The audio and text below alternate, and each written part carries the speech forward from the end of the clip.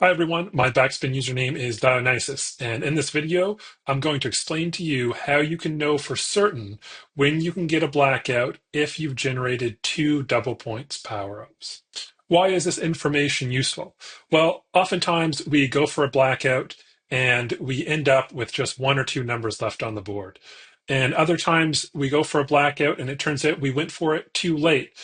We could have finished on the previous number. In both cases, you're probably going to lose. So if you have a strategy that allows you to know for certain when you can finish a card and when you can't, then it will increase your chances of winning.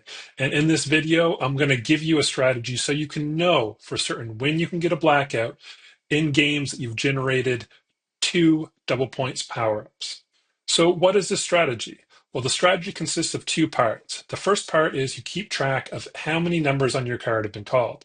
The second part is you keep track of how many X2 power-ups you've generated and how many purple daubs you've generated.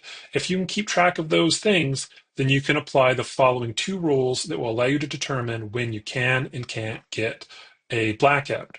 The first rule is you can get a blackout if 15 numbers on your card have been called, you've generated two X2 power-ups, and you've generated no more than one purple daub. The second rule is you can get a blackout if 16 numbers on your card have been called, you've generated two X2 power-ups, and no more than three purple daub power-ups.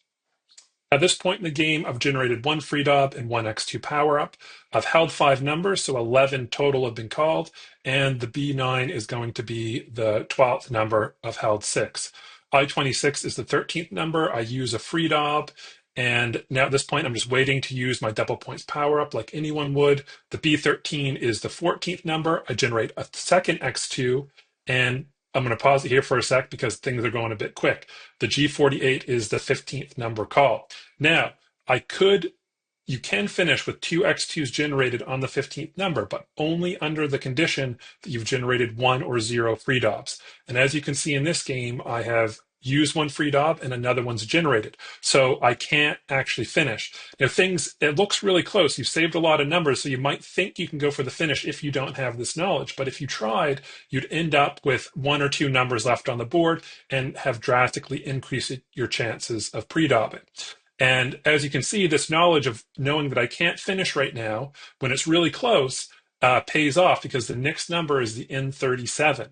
And if I had tried to go for the finish, then I probably would have daubed the N37 and ended up pre-daubing. And then my chances of winning goes way down. Okay, so I'm going to resume the match now to see how this plays out. The N37 is called. Now at this point, I know that I can finish if I don't generate more than three free daub power-ups. And so I'm keeping track of how many free daubs I've generated. I've counted that I've generated only three, and I continue to go, and I end up getting the blackout. So I hope this example was helpful for you.